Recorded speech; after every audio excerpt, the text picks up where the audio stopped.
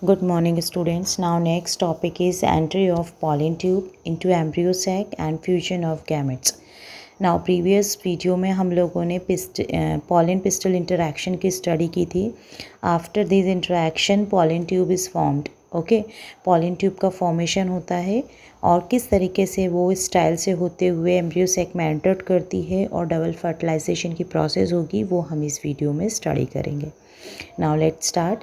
The fully developed embryo sac at this stage consists of 3 antipodal cells, 2 synergids, 1 egg cell and 1 secondary nucellus or nucleus. The pollen tube penetrates through the nucellus and enter into the embryo sac. Pollen tube धीरे धीरे start होती है बनना और style से होते हुए वो एम्ब्रियो सैक में जहाँ पर माइक्रोपाइलर एंड है, जहाँ पर हमने देखा था कि इंटेग्यूमेंट कम्प्लीटली एब्सेंट होती है, वहाँ से एंटर करती है.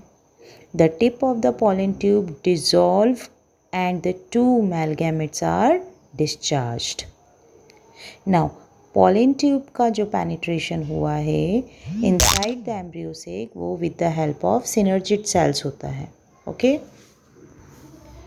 It then enters one of the synergids through the filiform apparatus present at the micropylar end. Filiform apparatus जब आप सिनर्जिड्स को देखेंगे तो उसके बेसल पार्ट पर कुछ फिंगर लाइक प्रोजेक्शंस प्रेजेंट होते हैं. That is called filiform apparatus.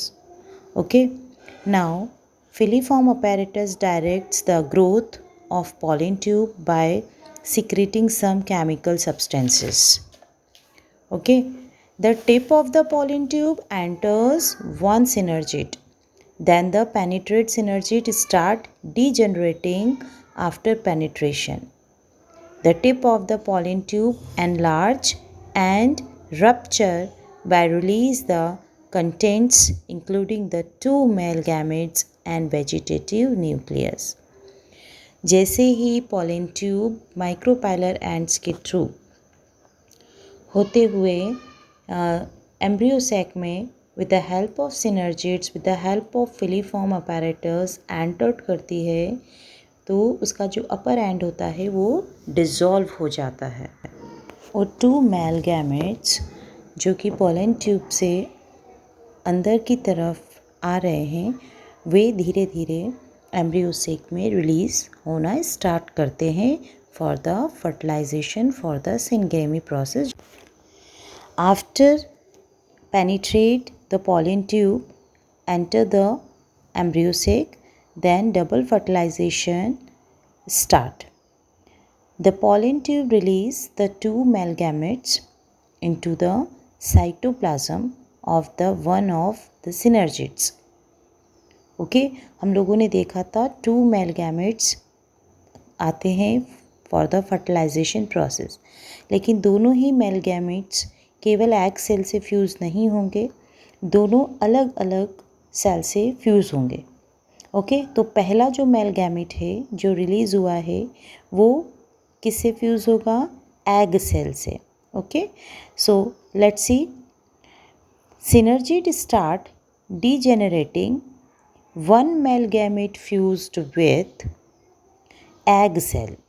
Now again 1 male gamete fused with egg cell or form a diploid zygote.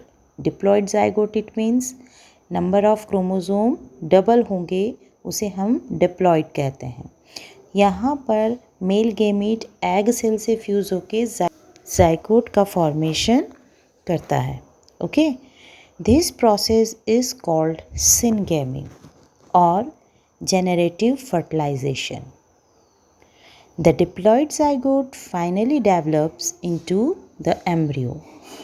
हम लोग जानते हैं कि ज़ाइगोट ही आगे एम्ब्रियोजेनेसिस की प्रोसेस में एंटर करता है और after the cell division embryo का फॉर्मेशन होगा. Okay so it is the main part of fertilization जहाँ पर सिनगेमी की प्रोसेस हो रही है, दोनों ही गैमेट्स आपस में फ्यूज़ हो रहे हैं. Now next The second male gametes fuse with the two polar nuclei. Polar nuclei means आप लोगों ने एम्ब्रियो सेक की जब स्टडी की थी तो उसके सेंटर पार्ट में टू पोलार न्यूक्लियाई सिचुएटेड थी. Got it. तो जो सेकेंड मेल गैमेट आता है वो मेल गैमेट एग सेल से फ्यूज़ नहीं होता है, वो सेंटर पार्ट में जो पोलार न्यूक्लियाई हैं उनके साथ जाकर फ्यूजन करता है. पोलार न्यूक्लियाई और secondary nucleus in the central cell to form the triploid primary endosperm nucleus. It means PEN. This process is called triple fusion. आपको पिक्चर में दिख रहा है double fertilization and triple fusion. As 3 haploid nuclei are involved in these fusions, so that is called triple fusion. Okay. After triple fusion, the central cell become the primary endosperm cell, which gave rise to the endosperm. इस part से किसका formation होता है? Endosperm का. While the zygote develops into the embryo. As both the fusion, syngamy and triple fusion occur in an embryo, so that is called double fertilization process. Got it?